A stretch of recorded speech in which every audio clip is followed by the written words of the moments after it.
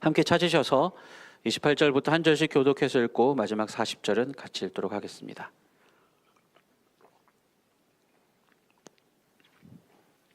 찾으신 줄 알고 제가 누가복음 19장 28절부터 하나님 말씀 봉독하겠습니다. 예수께서 이 말씀을 하시고 예루살렘을 향하여 앞서서 가시더라.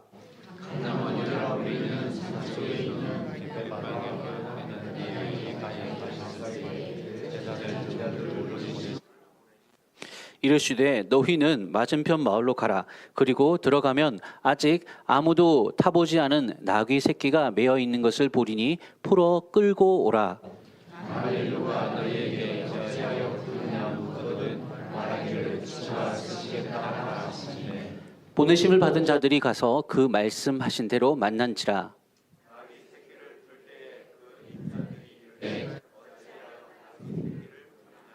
대답하되 주께서 쓰시겠다 하고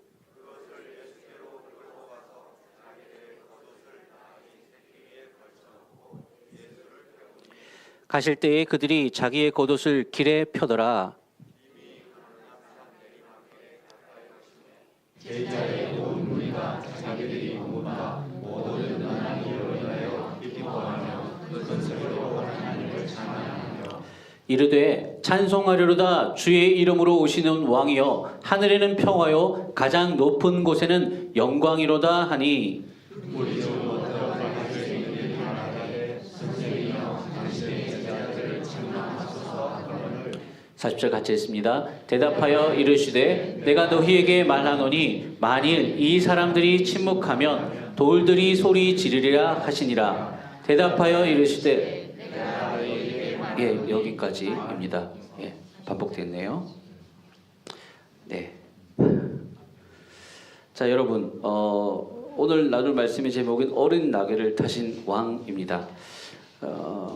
세계 여행을 아직 많이 안 가보신 분들도 많겠지만 눈으로라도 우리 또 문물들을 많이 보시잖아요. 여러분, 프랑스 파리에 가면 제일 유명한 건축물이 있죠. 뭐가 있습니까? 에펠탑이 있습니다. 맞습니다. 에펠탑. 그런데 에펠탑만큼이나 유명한 게 또 하나 더 있어요. 저게 뭐죠? 개선문입니다.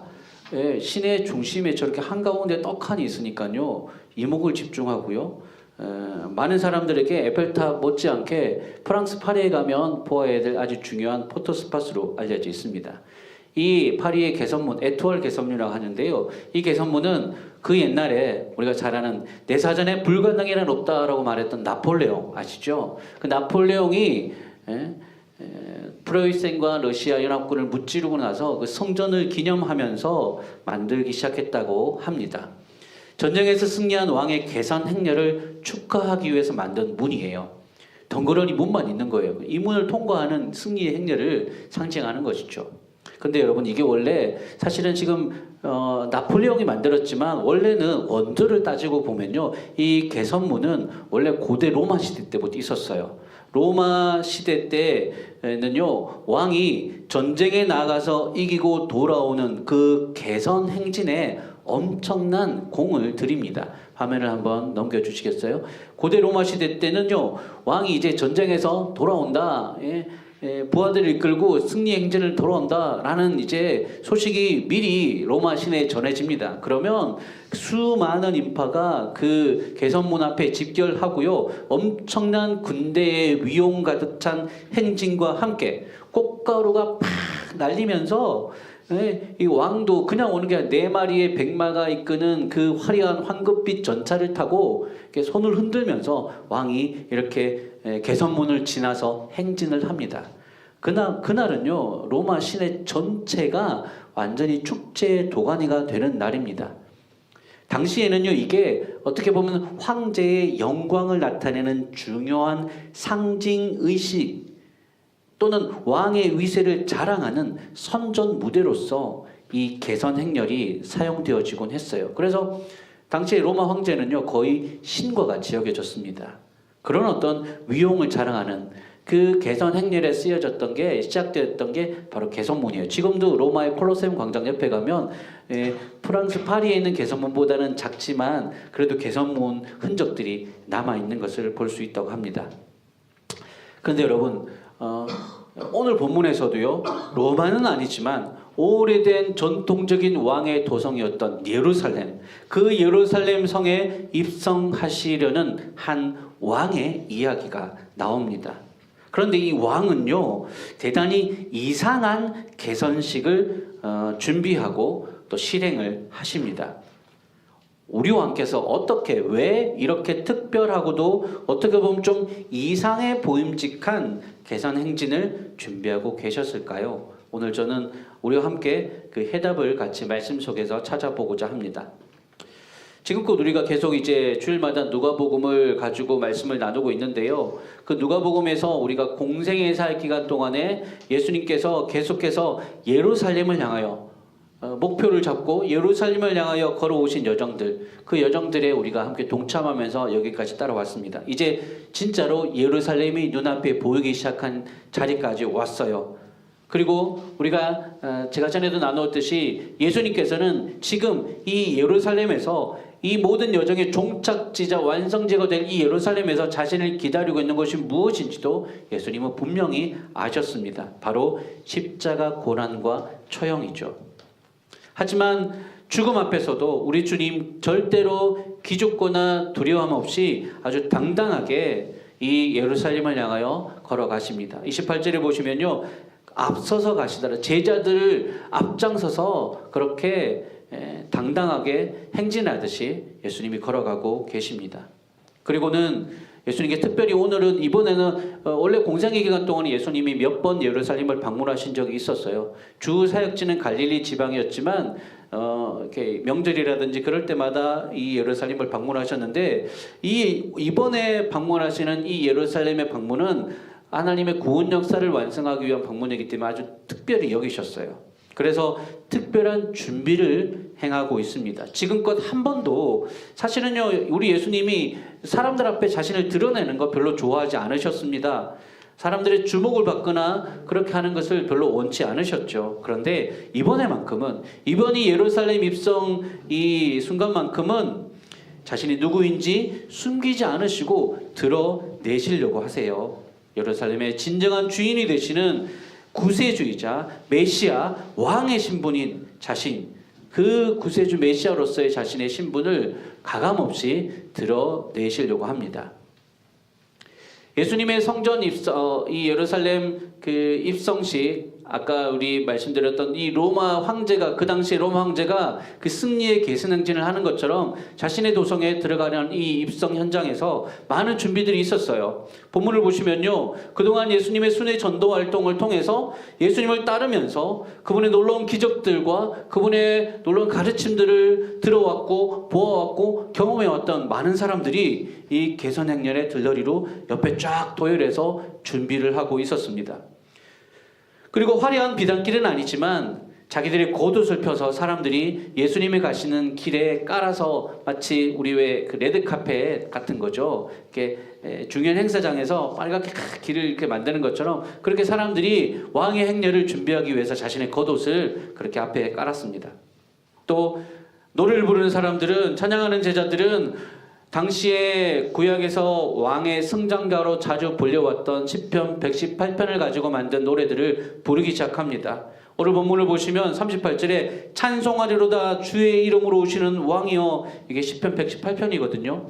이 시편 118편은 우리가 잘 알듯 문들아 머리 들어라 막 이런 찬양이 있는, 그러니까 왕의 입성식에 대한 그 환영의 노래입니다. 그 노래를 지금 부르고 있습니다. 모든 것이 다 갖춰져 있어요.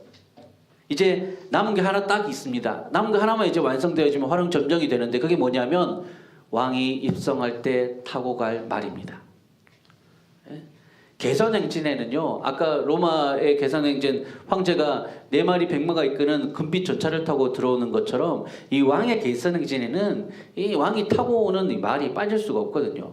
여러분, 어느 시대나 어느 나라에서나 이와 같이 고대로부터요, 말이라고 하는 것은 힘과 권세를 상징하는 왕의 짐승이었습니다. 말을 혹시 한번 여러분 타보신 적 있으세요? 제주도? 조랑말? 예, 저도 타보지는 못했어요. 근데 애들 태우면서 한번 직접 가까이에서 본 적은 있는데, 이게 말이 그러니까 사진으로나 TV에서 보는 거하고는 느낌이 완전 다르더라고요. 엄청 커요. 저는 그렇게 큰 줄 몰랐어요, 말이. 눈앞에 떡 서 있는데, 오, 이게 그냥 우리 집 시골의 집에서 황소 한 마리 보는 거하고는 차원이 달라. 엄청 크고 그 미용이라고 하는 것이 그 근육질에 말이 꽉 서 있으면 압도하는 무언가가 있더라고요. 그래서 왜 전쟁터에서 장군들이 이 칼을 든 장군들이 말을 타고 이렇게 가자 이렇게 하는지 그때 제가 알았습니다. 승리의 개선 행진에서 그 왕의 영광과 권세와 위엄을 드러냈는데 이 말만 한 게 없어요. 말을 타고 가는 게 제일 돋보인다라고 하는 거죠. 자, 그런데 말입니다. 자, 오늘 예수님께서 제자들에게 일부러 이 개선 행진을 위해서 이 예루살렘 입성식을 위해서 예수님이 특별히 제자들한테 일부러 주문을 한 게 있어요. 그게 뭐냐? 바로 짐승을 준비시켰죠. 어떤 짐승입니까? 나귀. 여러분, 뭐 이런 말하면 듣는 나귀는 싫어할지 몰라도요. 나귀는 왕이 아니라 저작거리에 광대들에게 어울리는 짐승입니다. 웃기게 생겼거든요. 게다가 나귀는 전투에 쓰여지는 짐승이 아니에요. 너무 느려서요. 그래서 군사들이 나귀를 타고 싸우러 가느니 그냥 서서 싸우는 게 더 편하다고 말할 정도였습니다. 나귀는 그냥 짐 나를 때 정말 이게 사람이 들고 가기 힘든 짐들 나를 때 그 등짝에 얹어가지고 짐을 나르는데 부리는 짐승, 딱 그 정도의 볼품없는 짐승이었다는 거예요. 그런데 지금 우리 예수님께서 이 왕의 입성식이라고 할 만한 이 화려하고 주목받는 이 자리에 말이 아니라 나귀를 주문합니다. 게다가 본문에서 보시면 아시겠지만 나귀 새끼를 데리고 오래요. 여러분, 화면에 한번 띄워주시겠어요? 성인 남자가 새끼 나귀를 타고 사람들 앞에서 이렇게 쫙 하고 이렇게 지나간다. 여러분, 이게 어떤 그림이 그려지냐 하면요, 그냥 코미디예요. 코미디. 덩치에 어울리지도 않는, 보통 나귀도 일반 말하고 크기가 차이가 많이 나거든요. 그런데 게다가 새끼잖아요. 어린 나귀예요.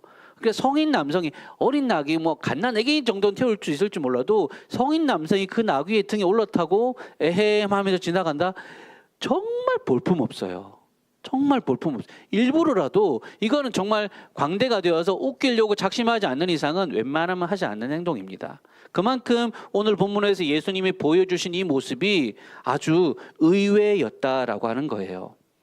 이렇게 해가지고 진짜로 사람들 앞에 그 준비된 도열해 있고 막 옷을 자격을 쫙 깔아가지고 손에는 종려나무 가지를 들고 막 찬송하리로다 호산나 외치는 그 무리들 앞에 이렇게 걸어 나가야 되는데, 지금 이 어린 나귀 새끼 등에 타고 가시면요, 기껏 준비해 놓은 왕의 개선행진이 이 나귀 새끼 때문에 다 망칠 수도 있는, 뭐야 이게, 사람들이 뭐야 이게, 분위기 다 망치게 뭐 하는 거야, 제자들 뭐 했어 라고 할 만한 그런 상황이었다라고 하는 거죠. 근데 여러분, 예수님이 이거를 모르고 그러셨을까요? 우리 예수님이 뭐 나귀 정도면 되겠지 라고 그렇게 모르고 하셨을까요? 아니죠. 급하게 말을 구하려니까 없어서 꽁 대신 닭이다, 그냥 나귀라도 데려와라, 이렇게 하시지 않으셨다는 거예요. 미리 준비를 하시고 일부러 나귀 중에 새끼를 선택하셨다라는 거예요. 왜 그러셨냐? 예수님은 지금 구약에서 예언되어졌던 메시아의 등장에 대한 그 말씀을 성취하시기 위해서 일부러 사람들에게 메시아가 어떤 존재인지를 보여주시기 위해서 일부러 지금 이 모습을 사람들 앞에 보이신 거예요. 자, 예수님께서 성취하려고 하셨던 구약의 말씀 찾아봅시다. 스가랴서 9장 9절입니다. 우리 같이 한번 읽어볼까요? 시작. 시온에 따라 크게 기뻐할지어다. 예루살렘에 따라 즐거이 부를지어다. 보라, 네 왕이 내게 임하나니 그는 공의로우시며 구원을 베푸시며 겸손하여서 나귀를 타시나니 나귀의 작은 것 곧 나귀 새끼니라. 아멘. 딱 이거죠. 사실은 여러분 이게 메시아에 대한 예언이거든요. 구약에서 이스라엘 백성들이 그렇게 도래를 갈망하고 고대하고 기다렸던 메시아에 대한 예언인데, 지금 이 본문을요 자세히 보면 당시의 사람들이 기대하는 메시아의 모습과는 좀 달라요. 당시 사람들은요 메시아야말로 다윗 왕의 후손으로서 왕의 권세와 위엄으로 등장하셔서는 모든 적들을 물리치시고 다시 한번 이 나라 우리 유대 땅을 과거 다윗과 솔로몬의 영광처럼 그렇게 회복시켜 주실 힘 있는 존재, 그런 메시아를 기대했거든요. 그래서 지금 사람들이 예루살렘 성 앞에서 그렇게 예수님을 환영하고 있는 겁니다. 맞기는 맞아요. 예수님은 메시아이시고요, 진정한 하나님이 보내신 구세주이시고 왕이십니다. 그런데 하나님이 보내시는 이 메시아는 사람들이 생각하듯이 백마를 타고 위엄 있게 사람들에게 우아할 만한 그런 모습으로 오는 메시아가 아니라 초라한 나귀 새끼를 타고 오시는 메시아였다는 거예요. 한없이 자기의 권세와 위엄을 드높이고 내세우고 자랑하던 당시의 왕들과는 달리 오히려 사람들 앞에 자신을 한없이 낮추시는 겸손의 왕이셨다는 거예요. 왜 나귀 새끼를 타셨느냐? 일부러 가장 비천하고 가장 보잘것없는, 사람들에게 외면받고 천대받던, 짐이나 끌라라고 하던 그런 나귀 새끼에 타시고 자기 왕도에, 자기 궁궐에 들어가시는 모습, 이게 바로 하나님이 보이시려는 메시아의 참된 모습이었다라는 거예요. 그래서 사도 바울도 빌립보서에서 이 메시아의 모습, 우리 주님의 겸손의 모습을 이렇게 표현했습니다. 찬송처럼 표현했습니다. 빌립보서 2장 6절에서 8절 말씀이신데요, 우리가 한 번 더 같이 읽겠습니다. 시작. 그는 근본 하나님의 본체시나 하나님과 동등됨을 취할 것으로 여기지 아니하시고 오히려 자기를 비워 종의 형체를 가지사 사람들과 같이 되셨고 사람의 모양으로 나타나사 자기를 낮추시고 죽기까지 복종하셨으니 곧 십자가에 죽으심이라. 아멘. 여러분 보십시오. 한없이 높고 크신 분, 하나님의 근본과 본체가 되시는 그 하늘 보좌에서 찬란하고 영광스러운 그 보좌에 계시던 그 왕께서 우리를 생각하시고 우리를 사랑하셔서 우리를 구하시려고 하나님과 동등됨을 취할 그 보좌에서 내려오셔서 낮고 낮은 이 땅에 자기를 비우셔서 종의 형체를 가지고 찾아오셨습니다.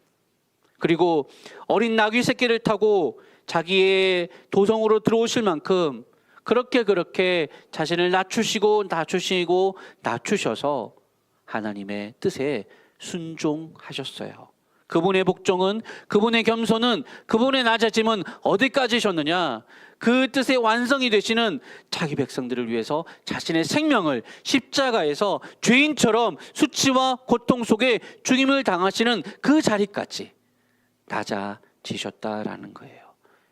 이것이 예수님의 겸손이시고, 이 길이 하나님께서 보내신, 우리를 구원하시려고 보내신 메시아의 길이었다라는 것입니다.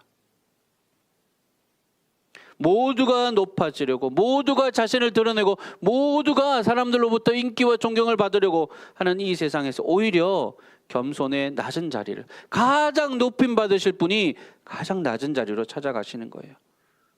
모두가 그 당시의 왕들, 황제들 어땠습니까? 자기의 힘과 권세를 드러내고 신처럼 사람들의 군림에서 남들을 내 마음대로 부리려고만 하던 그런 세상에서 하나님이 보내신 우리의 진정한 왕께서는 오히려 자기 백성들을 위해 자신의 모든 것을 주시는 왕이셨습니다. 빼앗는 왕이 아니라, 취하고 빼앗고 그런 왕이 아니라 주고 주어도 부족하다고 생명까지도 주시는 그런 왕이셨습니다. 우리 예수님은 바로 지금 그러한 겸손의 왕의 길을 우리에게 보여주시려고 일부러 이 기쁜 승리의 개선 행진에서 그 어리고 어린 보잘것없는 나귀 새끼를 타시고 예루살렘 성으로 들어오신 거였어요. 오늘 이 본문을 읽는 우리에게도 주님은, 이 모습을 보고 있는 우리에게도 주님은 이렇게 말씀을 걸어오십니다. 나를 구주로 고백한다라고 하는 너희들도 과연 나를 따라 이 겸손의 길을 걸어갈 수 있겠니? 라고 물으십니다. 높아지는 길이 아니라 자신을 낮추는 길, 남의 것을 빼앗고 취하는 사람이 아니라 자신을 내어주어 다른 사람을 섬기는 사람으로 너희도 살아갈 수 있겠니? 라고 주님은 지금 우리에게 묻고 계십니다. 여러분, 그 주님의 물음 앞에 무슨 대답, 어떤 대답을 하시겠습니까? 안타깝게도 이 성전을 나가서 세상으로 나가면 오늘 우리가 살아가는 이 세상의 방식은 지금 이 예수님의 방식과 예수님이 보여주신 길과는 전혀 다르게 흘러가고 있습니다. 이제 겸손을 미덕으로 하는 리더들의 시대는 지나갔어요. 힘과 권력으로 우리의 이익을 지켜줄 수 있는 힘 있는 왕, 힘 있는 지도자를 원하는 세상입니다. 나귀 새끼나 타고 약한 소리 나는 왕은 더 이상 필요가 없습니다. 당장 내 욕망을 채워주고 나를 잘 살게 해주기만 한다면 그 사람이 무슨 말을 하든 무슨 짓을 하든 다 허용되고 인정됩니다. 그는 내 욕망을 성취시킬 내가 만든 메시아입니다. 하지만 여러분, 이러한 리더들의 모습은 우리 안에 있는 어두운 욕망이 만들어낸 우상일 뿐입니다. 내 욕망을 충족시켜 주기만 한다면 수단과 방법을 가리지 않고 폭력적인 방법을 동원해서라도 반드시 이루어내고야 말겠다. 과정은 필요 없어요. 상관없어요. 결과적으로 나에게 어떤 이득이 올 것이냐, 그것만 원합니다. 지금 이 세상은 힘을 갈망하는 세상입니다. 내게 이득을 줄 수 있는 그 힘 말입니다. 그래서 누군가는 이 시대를 향해서 야만의 시대라고 합니다. 그렇지만 사랑하는 여러분, 기억하십시오. 오늘 이 본문을 통해서 우리 구주께서는 그 길이 아니다라고 말씀하십니다. 높아지려 하기보다 낮은 자리로 가야 한다라고 말씀하십니다. 때로는 그것이 지는 길이고, 때로는 그것이 손해보는 길이고, 때로는 그것이 내가 사서 고생하는 길이라고 할지라도 바르고 진실하게 나보다 남을 낮게 여기며 겸손의 삶을 선택하라고 우리에게 말씀하십니다. 자비를 베풀고 남을 긍휼히 여길 줄 아는 마음을 가지고 살라고 하십니다. 그래서 우리 주님이 새끼 나귀를 타시고 사람들 앞에 걸어 가신 것입니다. 악과 타협하기보다 선으로 악을 이기는 길을 선택하라고 하십니다. 바로 이것이 겸손의 왕을 따르는 우리 백성들이 살아가는 삶의 방식인 줄로 믿으시기 바랍니다. 사랑하는 여러분, 오늘 이 주님의 모습, 어린 나귀를, 새끼 나귀를 타시고 그렇게 사람들 앞에서 기뻐하시면서 함께 예루살렘을 향하여, 죽음의 길이잖아요, 고난의 길이잖아요, 그 길을 당당히 걸어가고 계신 이 주님의 모습을 우리의 마음에, 우리의 신비에 깊이 새기십시다. 그리고 우리 마음에 그 주님이 보여주신 겸손의 길을 우리의 마음속에도 만들어서 우리도 그 길을 같이 따라가십시다. 뭐 이럴 때면 속으로 이런 마음이 들 수 있어요. 아니 뭐 이런 세상에 살면서 나 한 사람 그냥 정직하고 바르게 산다고 세상이 바뀝니까? 나 한 사람 뭐 이렇게 열심히 한다고 해서 이 세상이, 사람들이 꿈쩍이나 할 것 같습니까? 예, 꿈쩍 안 할 수 있습니다. 당장 뭐가 바뀌지 않을 수 있어요. 계속 나만 손해보고 계속 바르고 정직하고 깨끗하게 살려고 하는 우리만 고생할 수도 있습니다. 그런데 여러분 기억하십시오. 세상을 바꾸는 것은 우리의 몫이 아니라 그 일을 하시는 분은 따로 있습니다. 우리는 우리의 삶의 길에서 그저 주님이 보여주신 본을 따라서 주님의 명령에 순종해서 그분이 명하신 대로 겸손의 길을 걸어가면 돼요. 그러면 나머지는 우리 주님 영광 중에 나타나실 때 모든 것을 바로 잡아 주실 것입니다. 우리가 본문에서 만나는 예수님, 한없이 겸손하시고 한없이 자기를 낮추시잖아요. 그렇다고 해서 우리 주님이, 우리의 왕께서 세상보다 너무 초라하고 볼품없고 그저 주님을 따르는 길이 지질이 궁상맞은 그 길밖에 없다라고 생각하시면 여러분, 오산입니다. 우리를 구원하시기 위해서 자신을 낮추시고 겸손의 왕으로, 마치 자신을 유월절 어린 양의 모습으로 희생 제물이 되셔서 십자가에까지 나가셔서 비참하고 수치스럽게 죽임을 당하신 그 주님, 그 십자가의 날 모든 사람들은 이제 끝났다, 결국 이렇게 하더니 결국 이렇게 비참하게 끝났구나, 모두 혀를 끌끌 차면서 고개를 돌릴 수밖에 없었지만 이제 끝났다고, 이제 다 졌다고 말했지만 여러분, 어떻게 되었죠? 그게 끝이었습니까? 아닙니다. 끝이 아니라 하나님께서는 자기 아들을 죽음에 그냥 두지 않으시고 죽음에서 다시 건지셔서 부활시키시고 그 주님의 부활을 통하여서 우리 예수님은 모든 이름 위에 뛰어난 이름을 얻으시고 모든 무릎이 꿇어 경배할 권세를 얻으신 만왕의 왕이요 만주의 주가 되셨습니다. 겸손의 길을 걸어가셨던 그 주님, 그게 끝이 아니라요, 이제는 영광과 승리로 관쓰신 참된 왕으로 다시 오실 것입니다. 우리가 성경의 마지막 장인 요한계시록을 보시면요, 요한계시록에서 예수님을 묘사한 게 두 짐승으로 묘사합니다.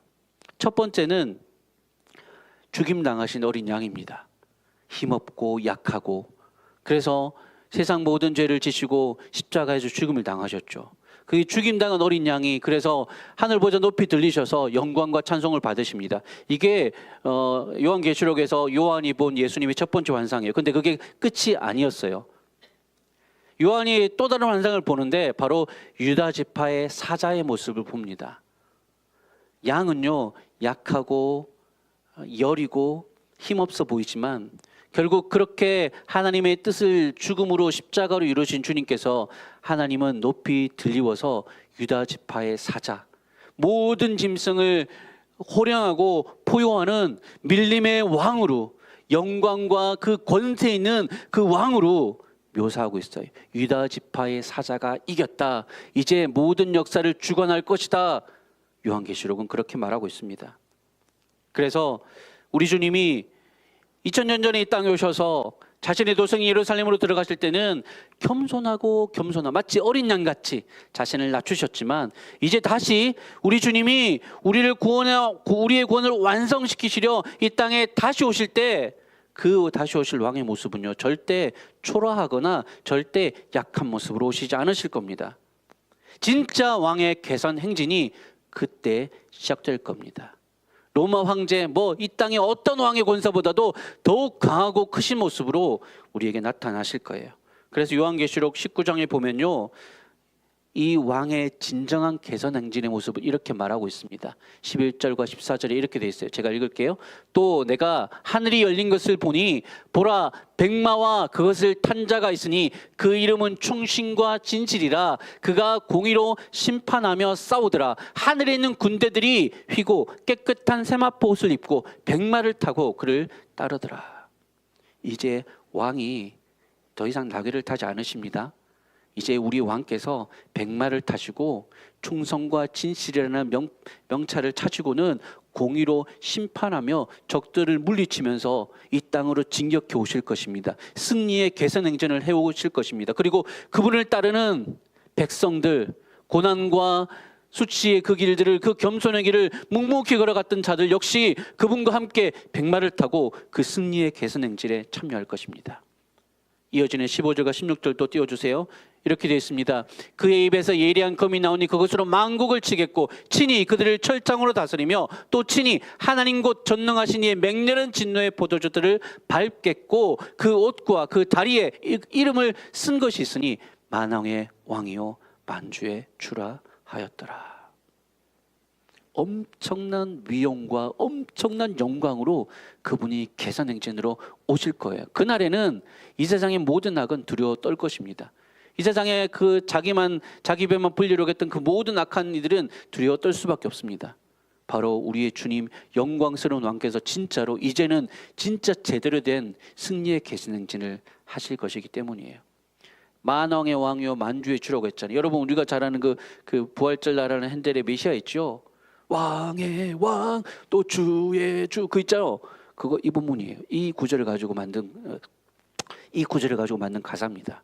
온 나라의 온 세상 온 우주의 왕이고 주인 되시는 분이 영광으로 오실 것입니다. 그날이 되면 힘의 논리만 믿고 악을 일삼던 이들, 거짓으로 남을 괴롭혀 자신의 배만 배불리던 이들이 반드시 하나님의 맹렬한 진노 앞에 다 깨어지고 무너지고 멸망할 것입니다. 우리 왕의 진정한 위엄과 권세가 드러나게 되는 그날에는 더 이상 우리는 겸손으로 자신을 낮출 필요가 없을 것입니다. 우리의 눈물과 수고가 그날에는 다시금 빛을 보게 될 줄로 믿으시기 바랍니다.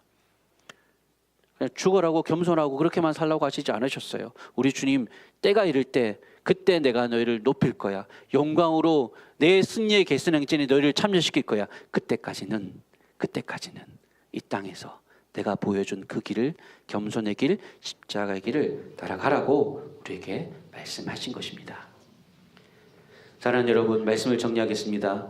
오늘 이 본문에서 우리에게 보여주신, 주님이 보여주신, 낙이 타고 가신 주님이 보여주신 이 겸손의 길, 우리도 믿음과 소망을 가지고 주님과 함께 십자가 지고 따라가실 수 있기를 주의 이름으로 축복합니다.